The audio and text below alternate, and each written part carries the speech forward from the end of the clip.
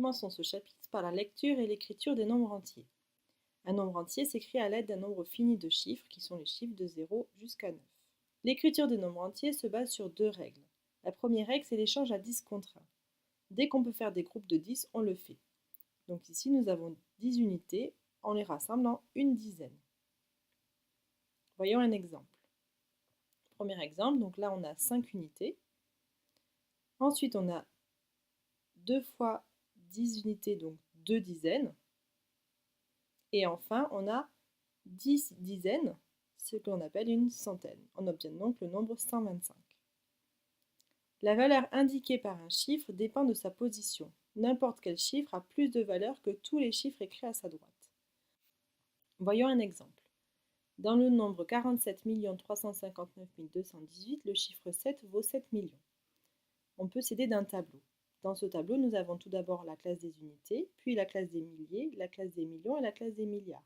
Chacune des classes est décomposée en unités, en dizaines et en centaines. On pourra avoir par exemple des unités de milliers, des dizaines de milliers, des centaines de milliers. Reprenons notre exemple 47 359 218.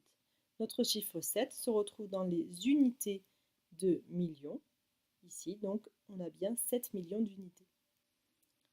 Le cas du zéro est un cas particulier.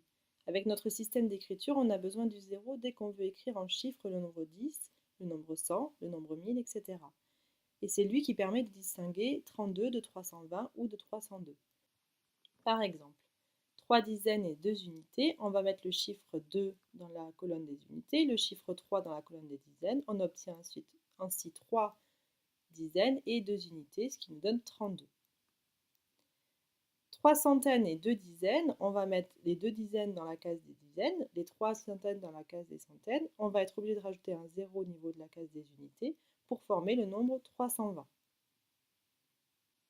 Enfin, 3 centaines et 2 unités, on met 2 unités dans la case des unités, 3 centaines dans la case des centaines. On est obligé de mettre le 0 dans la case des dizaines pour obtenir le nombre 302.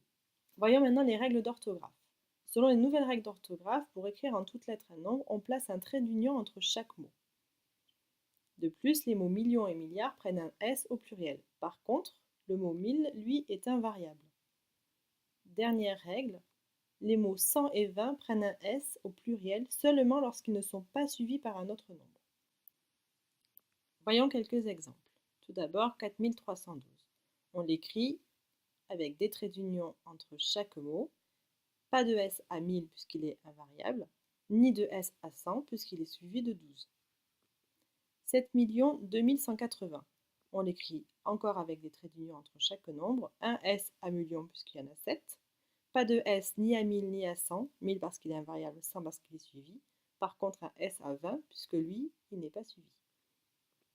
Et enfin, 500 s'écrit avec un S puisque il y a 5 centaines, donc plusieurs, mais par contre le mot 100 n'est pas suivi.